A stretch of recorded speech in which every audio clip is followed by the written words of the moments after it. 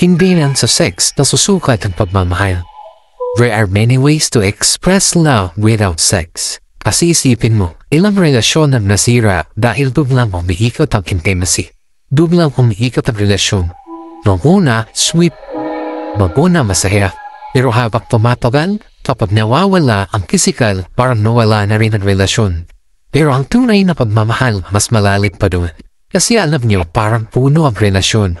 Kung ugat niya ay sex lang, mababaw. Kapag dumating ang bagyo, selos, problema, kahirapan, madaling magunop.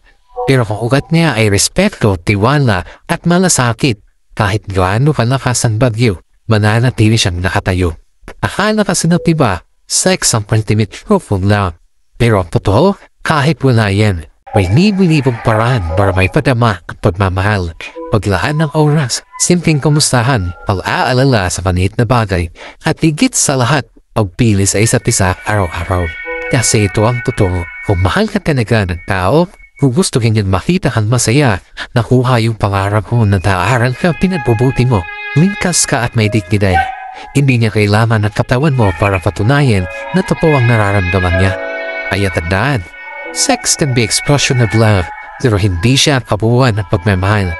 At kung sex lang ang pinagpuhugutan ng relasyon, baka hindi pagmamahal ang hawak mo, kundi pansamantalang emosyon.